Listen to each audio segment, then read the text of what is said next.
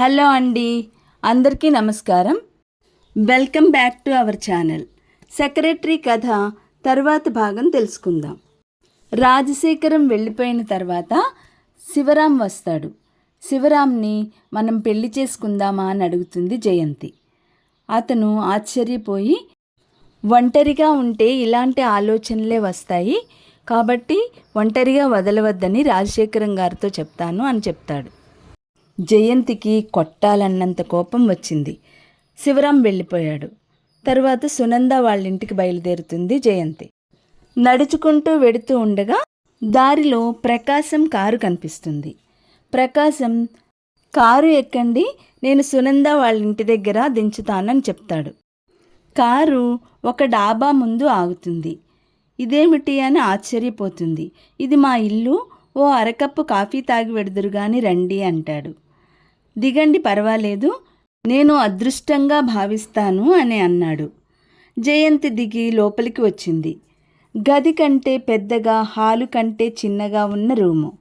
Table, మంచం, గోడకున్న అల్మరలో నీటుగా పెట్టుకున్న పుస్తకాలు యజమాని వ్యక్తిత్వాన్ని చాటుతున్నాయి. ప్రకాశం గోడకున్న ఫ్లాస్క్ తీసి బాయ్ని పిలిచి కాఫీ తెమ్మని చెప్పాడు. అరే, ఇదేమిటి? మోకాళ్ల మీద గడ్డం మాంచుకుని చూస్తున్నదల్లా తన ఫోటోని చూసి తెల్లబోయింది. ప్రకాశం గిరుక్కున వెనక్కి తిరిగి వెంటనే సర్దుకుంటూ, ఓ అదా, హిమయత్ సాగర్లో దగ్గర ఆ రోజు పిక్నిక్కు వెళ్ళినప్పుడు మీకు తెలియకుండా నేను తీసుకున్నాను. ఎంత ధైర్యం! మొహంలో కోపం కనిపిస్తుండగా అంది. అందమైన వస్తువుని ఆరాధించడంలో ధైర్యం ప్రసక్తి ఏం లేదు.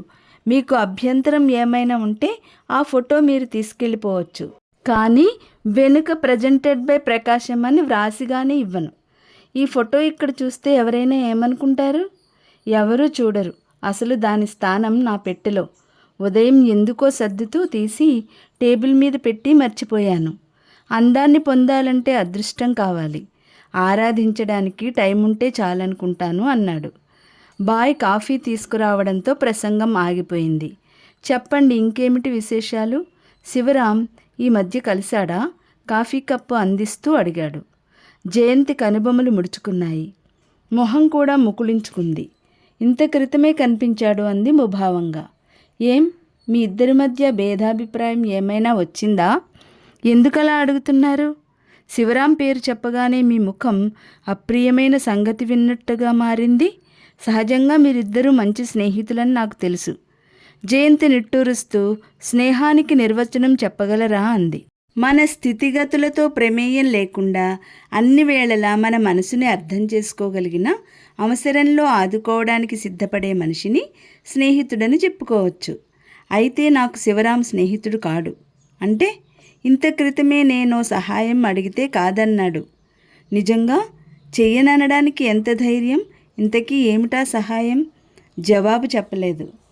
చెప్పండి, పోనీ అతను చేయలేని పరిస్థితిలో ఉండి నేను చేయగలిగే పరిస్థితిలో ఉన్నానేమో. జయంతి అతన్ని పరీక్షగా చూసింది. చెప్పండి, భగవంతుడి సాక్షిగా చెప్తున్నా, నేను మీకు సహాయం చేయడంలో మీకేం ఆపద రాకుండా కూడా చూడగలను.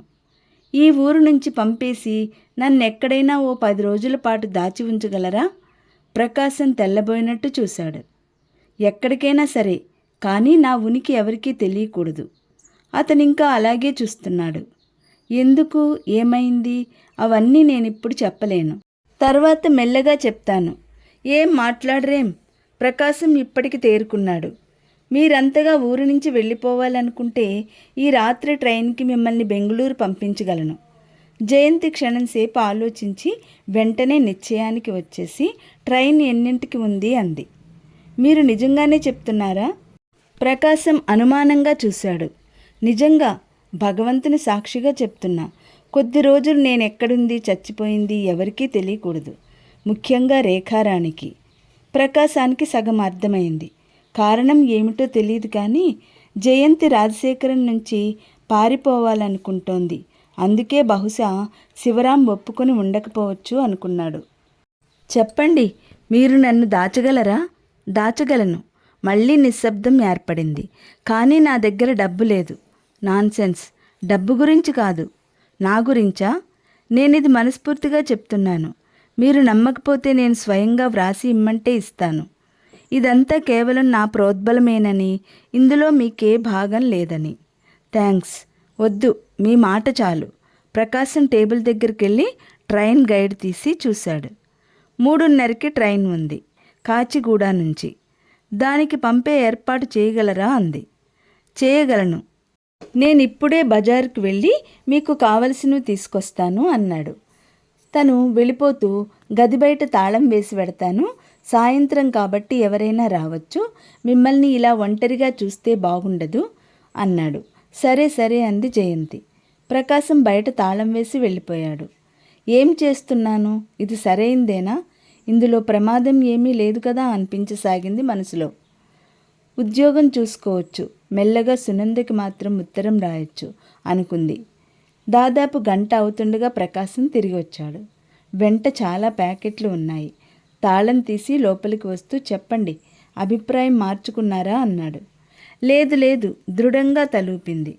ఆల్ రైట్, మీరు ఇంకో కప్పు కాఫీ తాగేయండి, నేను ఈ లోపల ఇవన్నీ సర్దేస్తాను. జయంతి వెనకాలే ప్రకాశం కూడా వస్తూ, నేను కూడా మీతో వస్తున్నాను. ఎరుగని చోటికి మిమ్మల్ని ఎలా పంపిస్తాను? ఒంటరిగా పంపడం ఇష్టం లేదు అన్నాడు. జయంతి కళ్ళు పెద్దవి చేసుకుని చూడసాగింది. భయపడకండి, మీకక్కడే అన్ని సదుపాయాలు చూసి తిరిగి వచ్చేస్తాను అన్నాడు ఎదురుగుండా బెర్త్ మీద కూర్చుంటూ. ట్రైన్ పూర్తి వేగంతో చకచకా వెళ్ళిపోతోంది. వెనక్కి తల ఆంచి కూర్చున్న జయంతి బయటకు చూస్తోంది. గాఢాంధకారంలో అభాగ్యుల జీవితంలో ఆత్మీయుల్లా దూరంగా ఎక్కడో ఒకటి అరనక్షత్రం మిణుకు మిణుకుమంటోంది. జయంతికి ఎదురుగా కూర్చుని ఉన్న ప్రకాశం లేచి కింద ఉన్న బెడ్డింగ్ లాగి పరవటం ప్రారంభించాడు. ప్రకాశానికి అప్పుడప్పుడు జ్వరం వస్తోంది. ఇప్పుడు కూడా జ్వరం వచ్చింది. అతను బెర్త్ మీద పడుకున్నాడు. జయంతికి చోటు లేక నిలబడి ఉంది. అతను చెయ్యి పట్టి జయంతిని ఇక్కడ కూర్చో అని జరిగి చోటిచ్చాడు. జయంతి అతని ప్రక్కన కూర్చుంది.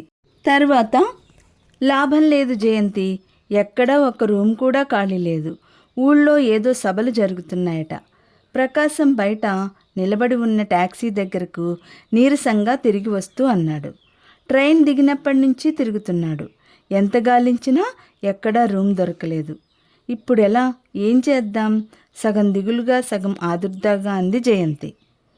ప్రకాశం క్షణంసేపు ఆలోచించి ట్యాక్సీలో కూర్చుని ఏదో వీధి పేరు చెప్పి పోనీ అన్నాడు. ఎక్కడికి అంది జయంతి. ప్రసాద్ అని నా స్నేహితుడొకడున్నాడు, అతని దగ్గరికి. పర్వాలేదా అంది కంగారుగా. అతనుంటే పర్వాలేదు, పెళ్ళి పెటాకులు కాలేదు, ఒంటరిగానే కాబట్టి అంత ఇబ్బంది లేదు.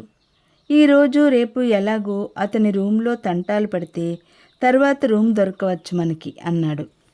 ట్యాక్సీ ఒక చిన్న సందులోకి మలుపు తిరుగుతుండగా వాడు డాక్టరు, క్షణం తీరుబడి ఉండదు, ఇంట్లో ఉన్నాడో లేదోనని నా భయం అన్నాడు. వాళ్ళ అదృష్టం కొద్దీ ప్రసాద్ ఇంట్లోనే ఉన్నాడు. రూమ్లో ప్రకాశానికి మళ్ళీ జ్వరం వచ్చింది. జయంతి కుర్చీలో కూర్చుని ఎప్పటిదో పాతది ఫిలింఫేర్ తిరిగేస్తోంది. జయంతి, ప్రకాశం పిలిచాడు. జయంతి తల తిప్పి ఏమిటన్నట్టు చూసింది. నువ్వేమీ అనుకోనంటే ఒక మాట చెప్తాను. ఏమిటది? ప్రసాద్ అపార్థం చేసుకోకుండా ఉండేందుకు నేను ఆగిపోయాడు. జయంతి చూస్తోంది. నేను మనిద్దరం పెళ్లి చేసుకోబోతున్నామని చెప్పాను. ప్రకాశం ఇప్పుడు జయంతి వైపు చూడడం లేదు. పైన కప్పు కేసు చూస్తూ మన పెద్దవాళ్ళకి ఇష్టం లేదని, అందుకే ఇలా పారిపోయి వచ్చామని చెప్పాను అన్నాడు. ఇద్దరి మధ్య నిశ్శబ్దం ఏర్పడింది. జయంతి మళ్ళీ పుస్తకంలోకి చూస్తోంది. ఈసారి అక్కడ బొమ్మలు కానీ అక్షరాలు కానీ కనిపించడం లేదు. అంతా అలుక్కుపోయినట్టు, ప్రకాశం మొహం కదిలి బెదిరిస్తున్నట్టు ఉంది. తరువాత భాగం రేపటి వీడియోలో తెలుసుకుందాం. ఈ వీడియో లైక్ చేయండి, షేర్ చేయండి. మొదటిసారిగా చూసిన వాళ్ళు సబ్స్క్రైబ్ చేసుకోండి.